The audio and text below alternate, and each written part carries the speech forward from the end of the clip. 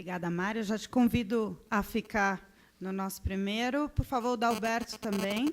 Eu vou só dar um toque que, no final, temos 20 minutos de perguntas e respostas. Logo, na sequência, a Andréia vai fazer a apresentação do prêmio, as normas para o prêmio Tetra Pak de jornalismo ambiental. E, na sequência, quem vai fazer a volta na redação também já parte para isso. Então, vou esperar todo mundo aí já.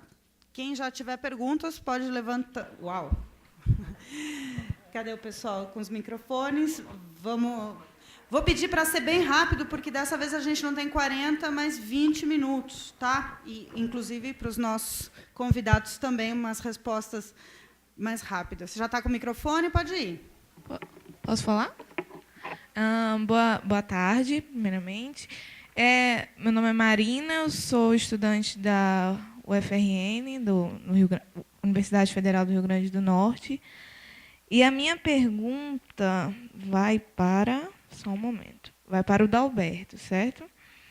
Na verdade, eu queria saber a sua posição, porque muito se fala que o consumidor, né, deve fazer sua parte e tudo mais, sendo que, pegando a minha realidade local lá, do Rio Grande do Norte, né, no caso. Há pouco mais de um mês, saiu um dado que 52% aliás, a cada litro de água que abastece a cidade, né, a cada um litro, outro litro é desperdiçado, né, nas tubulações. E também, isso na área urbana, né? E também a gente tem lá uma outra realidade que no interior do estado, enquanto grandes cidades, várias cidades sofrem com a escassez de água, a agricultura irrigada está em expansão, assim, possui índices assim enormes de crescimento em paralelo, né, em paralelo ao, perdão, em paralelo, ai meu Deus, me perdi aqui no raciocínio, mas em paralelo a essa escassez que as comunidades sofrem, né? Então, eu queria saber mais ou menos uma posição, né? Porque assim acaba que o consumidor ele tem um papel muito reduzido nesse montante geral, né? Então, eu queria saber mais ou menos a sua opinião a respeito.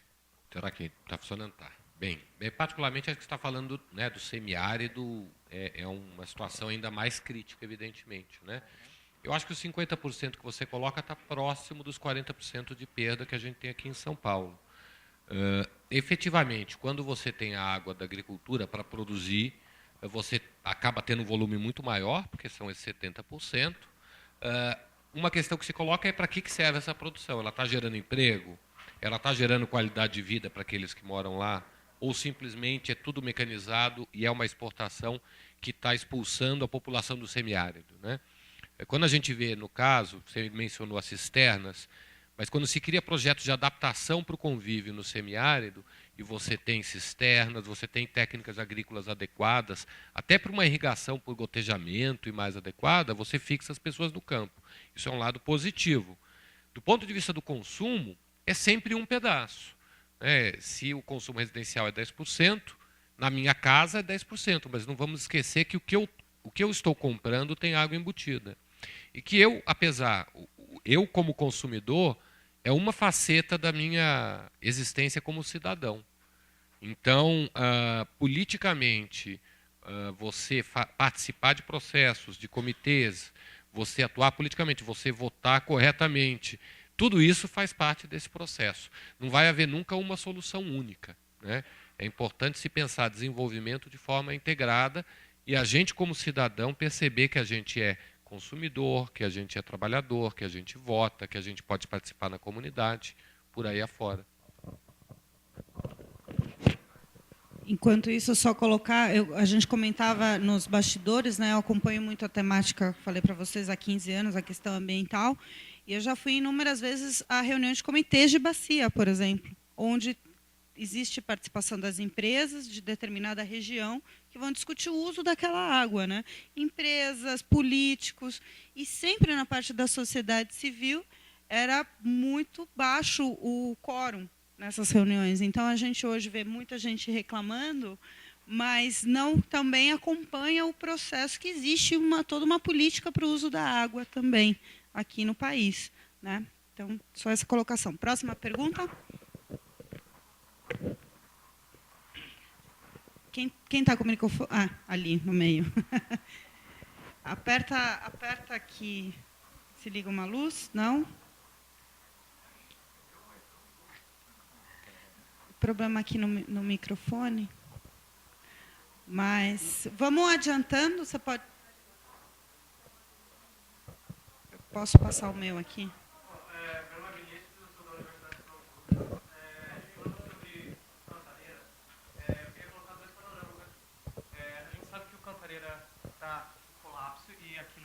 Sido informado para o governo desde 2009 e hoje em dia estamos utilizando o volume morto já. A gente vê que estamos tratando isso como uma crise, mas ao mesmo tempo a imprensa parece um pouco abafar esse panorama de crise. A gente não dá tanto alarde a isso. E, ao mesmo tempo, a gente tem o Nordeste, que também tem problemas de escassez de água, escassez muito grave, pessoas que não têm condição. E, ao mesmo tempo, essa mesma imprensa não coloca isso à tona. Gostaria que vocês dessem uma opinião a respeito desses dois panoramas, tanto do Nordeste quanto daqui, se a imprensa está abafando o Cantareira, se o buraco é mais fundo do que realmente se fala, e por que também não se dá tanta importância à crise lá do Nordeste? Se a crise que estamos tratando aqui em São Paulo, na verdade, é uma crise elitista.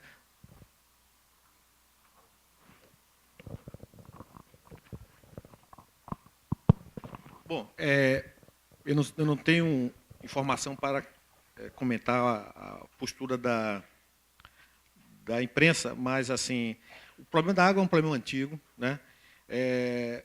A nossa defesa do protagonismo é porque, no fundo, essas questões, o planeta está nessa situação porque o governo ficava esperando a pressão da sociedade, a sociedade esperando as políticas públicas do governo, as empresas esperando políticas de incentivo para mudarem suas práticas, e aí ninguém fazia nada, né? Criava o imobilismo, né?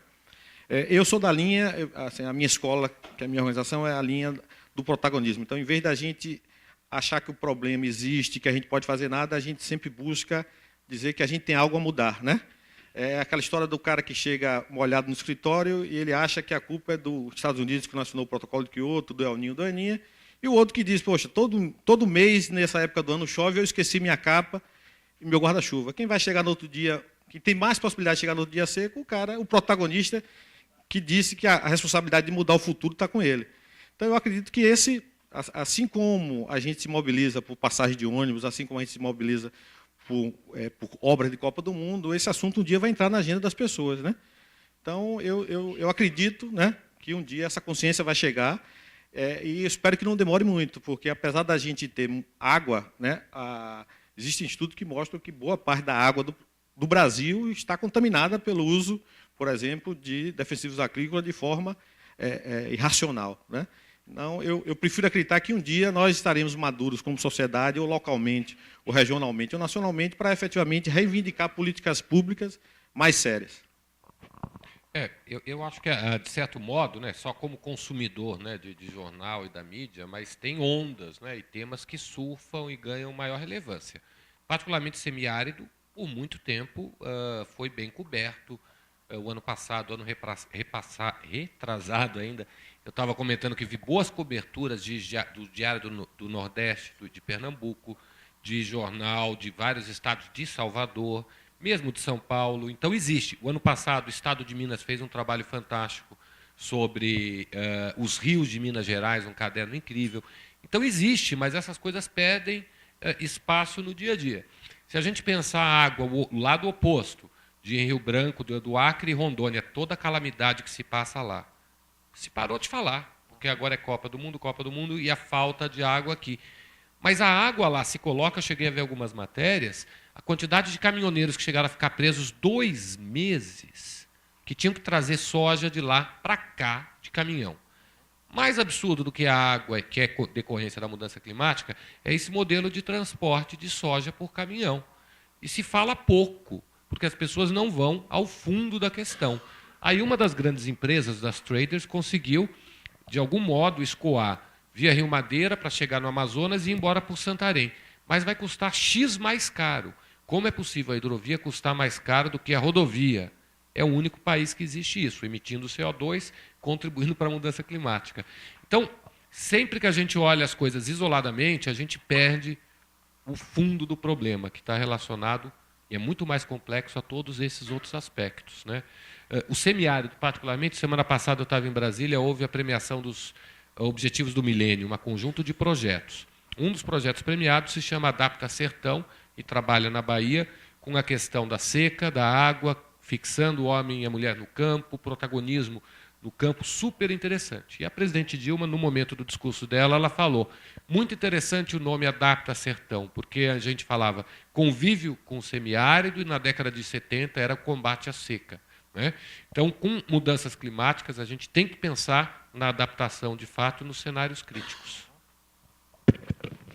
Bom, com relação à sua pergunta se existe uma visão mais elitista, eu acho que essa colocação pode ser feita para vários outros aspectos, não só a questão da água, e minha resposta eu acho que não.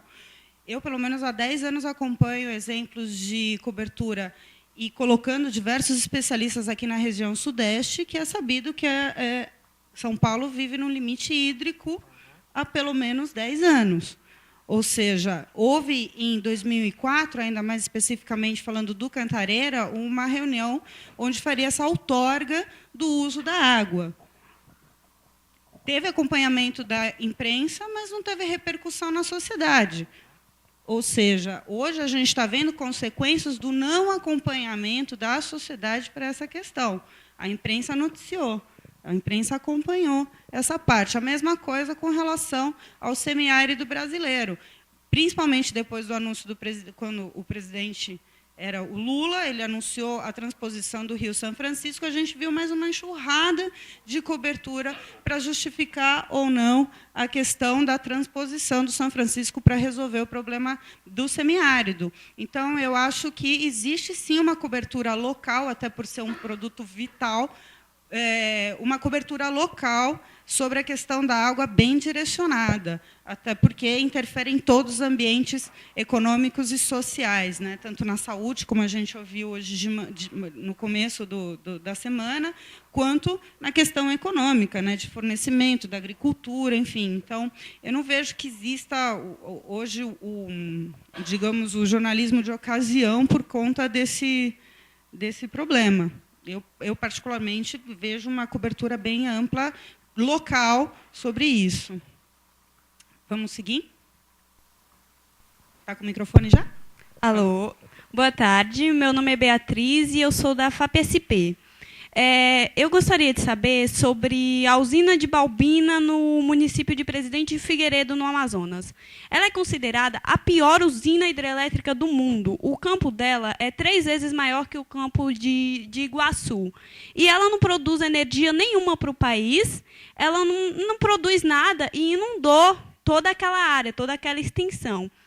Agora a gente vê novos projetos de hidrelétricas, mais projetos de devastação, porque isso é uma devastação, isso é um caos ambiental, e eu gostaria de saber o que pode ser feito pela sociedade civil, pelo governo, pelas empresas, por todo mundo, para impedir que novas situações assim aconteçam, já que atualmente o que aconteceu em Balbina é irreversível.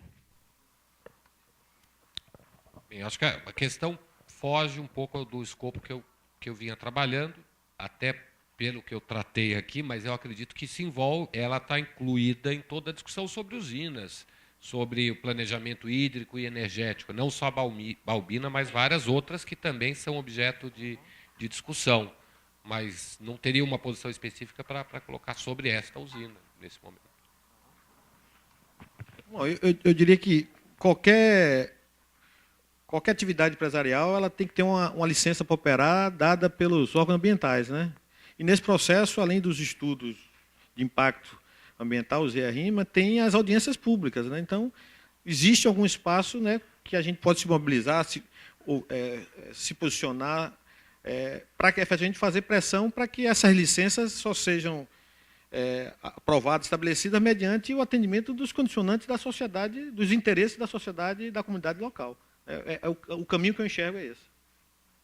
O que acontece hoje, né, nessas questões sobre hidrelétricas e grandes empreendimentos é que existe o interesse também, afinal, a proposta governamental, portanto, a questão das licenças, hoje, a gente viu no caso de Belo Monte, vem sendo atropelado, inclusive, a revelia do próprio Ministério Público, por ser de interesse do desenvolvimento da nação. Aí tem muito pouca coisa. Como jornalista, você pode noticiar isso, você pode denunciar isso, né? E você pode estudar todo o EIA-RIMA, né, que chama o estudo de impacto ambiental, e colocar isso. E o que vem sendo cumprido ou não vem sendo cumprido. Mas, quando vem dessa maneira, como vem acontecendo ultimamente, com as licenças que têm que ser vistas à revelia do próprio Ministério Público, muito pouca coisa pode ser feita de efetivo com relação à obra, a não ser você noticiar. Tem o microfone, tem uma pergunta aqui na frente. Ah, está ali atrás. Vamos com esse que está funcionando por enquanto. Aí, da próxima é você. Tá bom. Sobre o Rio Pinheiros e o Rio Tietê, existem planos de revitalização? E por que ela seria importante? O que a cidade ganharia econômica e socialmente com a revitalização desses rios na cidade? É difícil responder, hein? Porque nunca esperava uma pergunta dessa. Mas eu vou sugerir a todos vocês assistirem um documentário no YouTube que se chama Entre Dois Rios.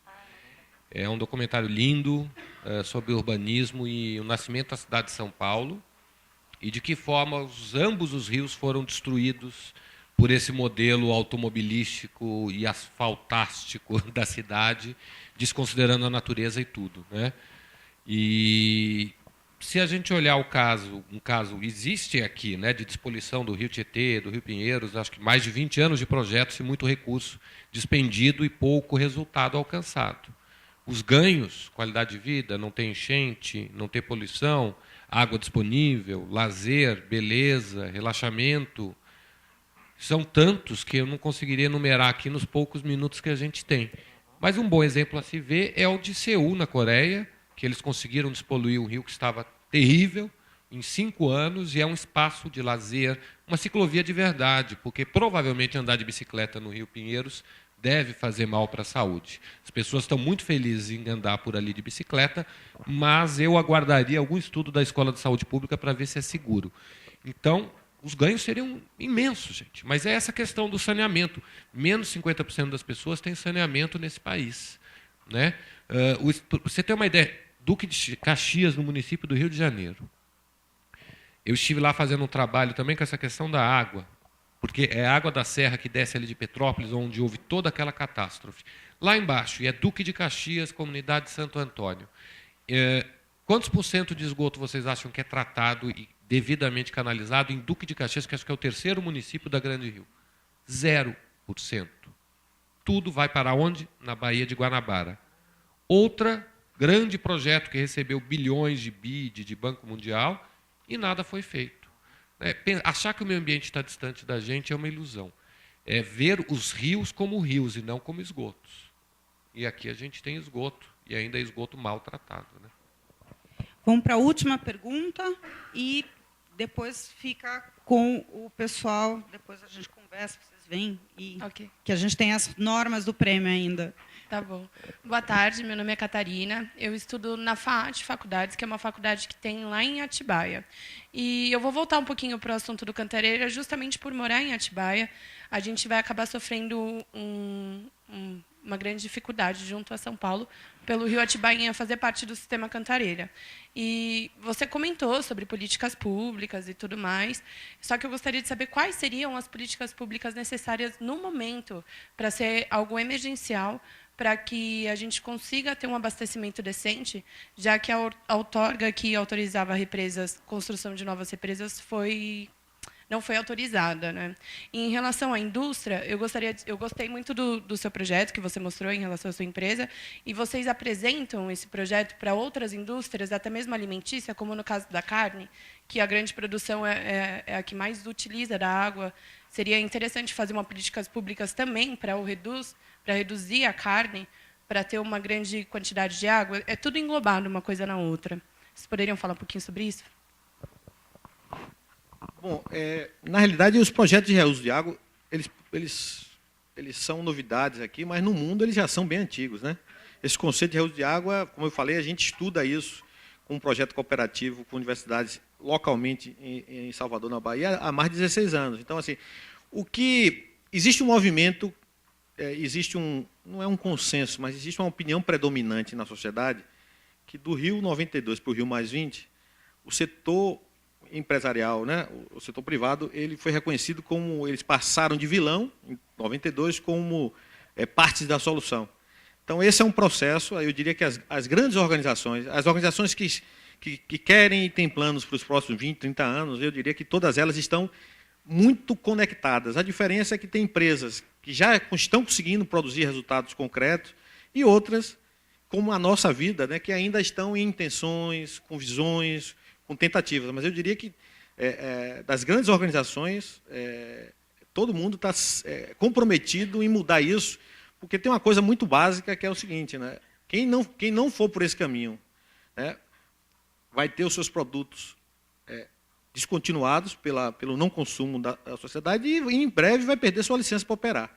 Então, as empresas sérias vão estar, né, operando, integradas com a sociedade e, principalmente, né, conversando e prestando contas de suas metas, do seu desempenho, de uma forma mais, eu diria, mais dinâmica, mais viva. Talvez, meu sonho é que isso aconteça a cada 2 anos ou a cada 1 ano. Então, eu diria que já existe um movimento empresarial muito grande e a grande maioria das organizações que a Braskem se relaciona, independente do setor, estão nesse caminho.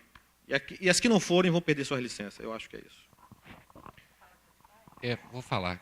Só acho que um ladinho aí da questão das empresas. De fato, a gente percebe esse movimento mais rápido de empresas nesse caminho.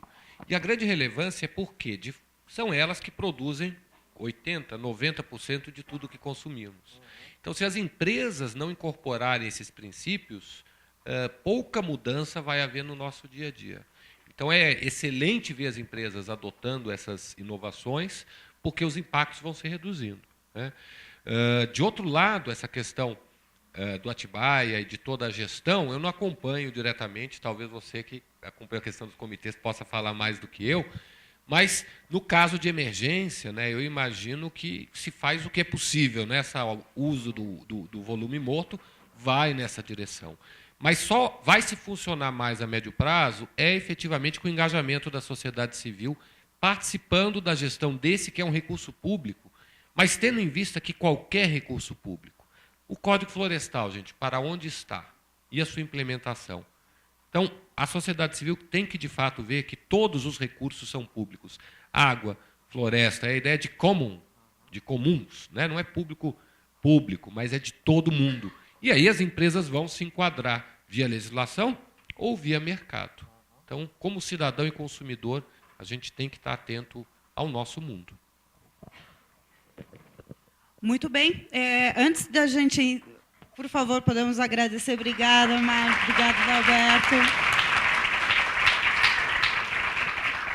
Eu vou pedir para aguardar só um pouquinho, para o pessoal não debandar, porque a Andréia vai passar agora as regras do 2º Prêmio Tetra Pak de Jornalismo Ambiental. O prêmio é muito bom. Tudo bem, gente? Olha, a gente bateu cabeça durante semanas tentando pensar numa proposta de prêmio que fosse bem interessante para vocês. E a gente fechou uma parceria que eu acho que vocês vão adorar. A gente vai ter uma premiação esse ano em parceria com o Knight Center, que é baseado em Austin, no Texas. É um centro de capacitação profissional para jornalistas, que recebe jornalistas de toda a América Latina e Caribe. E o principal objetivo deles é desenvolver programas de treinamento para melhorar o trabalho e os níveis éticos do jornalismo na nossa região. Então, assim, a gente criou, junto com o Night Center, para o 2º prêmio Tetra Pak de jornalismo ambiental, um programa personalizado. Isso é absolutamente formatado especificamente para esse prêmio Tetra Pak de jornalismo ambiental. Eles não tinham nada parecido com isso. E a ideia é que o vencedor do 2º prêmio Tetra Pak passe 9 dias em Austin, no Texas, na sede do Night Center, numa visita totalmente individual, mas vai ter um programa preparado especificamente para esse vencedor do prêmio. Ele vai estar em contato com professores e jornalistas especializados em meio ambiente, no campus da Universidade do Texas, nos meios de comunicação locais, jornais, portais, TVs, rádios, que vão estar preparados para receber esse vencedor. A gente tem, nessa parceria com o diretor do Night Center, que é o Rosenthal Alves, uma proposta de que o vencedor seja recebido por um aluno do Night Center, de lá, e que... Tem um celular, mas não é o meu. Ele seja recebido por um aluno de lá, que seja fluente em português. Então, não se apavorem. Quem não tem aquele inglês assim afinadíssimo, excelente, não precisa se preocupar. Isso não vai ser impedimento algum para que a viagem se realize, caso o vencedor não tenha essa fluência. E tem ainda alguns meses aí pela frente que dá para treinar. A viagem para o vencedor está prevista para o 1º trimestre de 2015. Vai ser inverno, mas o inverno no Texas é ameno, a gente já investigou, a temperatura média 7 a 18 graus. Então, assim, São Paulo hoje não tem... Ninguém precisa se preocupar com isso, gente. Não neva, é verdade. Então, assim, vamos lá. O que vocês precisam fazer para concorrer? Tá? Vou passar aqui, então, agora. E atenção, porque eu só vou dar essas informações agora. Essa informação é importante para vocês concorrerem ao 2º prêmio Tetra Pak, e não haverá nenhum outro tipo de informação, seja por e-mail, por telefone, por Facebook, por redes sociais, nada. Toda a informação vai ser dada agora, disponibilizada para todos ao mesmo tempo, e não haverá mais nenhuma comunicação sobre isso. A gente está frisando bastante isso, porque depois eles ficam na dúvida, eu não anotei, eu esqueci, eu não me lembro, não sei como é que faz, como é que envia, quantos toques. Isso tudo eu vou dizer agora. Então, anotem, tá? Porque depois a gente não vai conseguir tirar mais dúvidas. Ah, ótimo. A Mari está dando a informação de que lá fora vocês têm o regulamento todo, né? Tem o tema que eu vou anunciar daqui a pouco, tem tudo ali fora, então, para vocês já levarem o dever de casa daqui, hein? Não vale depois mandar e-mail para a gente. Não é uma crônica, não é um ensaio, não é um artigo, não é um editorial, é uma reportagem. Tá? Google, gente, existe para fazer pesquisa, mas também existe para a gente pesquisar se a matéria realmente foi feita para este prêmio. Atenção. A matéria, gente, tem de permanecer inédita até a publicação dos finalistas. E com inédita, eu quero dizer inédita. Não pode ter saído em nenhum outro lugar, até a divulgação dos finalistas. Fiquem bem atentos para isso, porque isso desclassifica um finalista. Tá? E essa matéria deve ter, no máximo, 3.000 caracteres, de Word, fonte Arial, corpo 13, espaço simples, sem considerar os espaços. Isso tudo vai estar lá fora. Vocês vão poder fotografar, anotar, não tem problema. Essa reportagem precisa ser enviada para o e-mail jornalismo.ambiental@estadão.com. Até às 18 horas do dia 10 de junho. Não haverá prorrogação do prazo. A matéria deve estar identificada com o nome do autor, idade, endereço completo, nome da faculdade, o semestre que está cursando na faculdade, RG, CPF e telefone. Pseudônimos não vale, não serão aceitos. Vamos ao tema? Todo mundo pronto? Então, o que a gente quer discutir é algo que a gente até já começou a debater aqui hoje. O Denner entrou nesse assunto, a gente nem combinou com ele, mas acho que foi bem providencial. O tema é possível crescer sem destruir o meio ambiente? É um tema muito atual, é uma discussão muito válida e que pode ser observada tanto da ótica de governos, quanto da ótica de empresas, de ONGs, da sociedade civil, e tem uma série de aspectos que vocês podem explorar, desde que vocês atendam a todos esses pré-requisitos que eu anunciei aqui. Então, assim, é possível crescer sem destruir o meio ambiente? A matéria é uma reportagem, não esqueçam disso. Tá bom? Então, boa sorte a todos. Eu espero as matérias de vocês.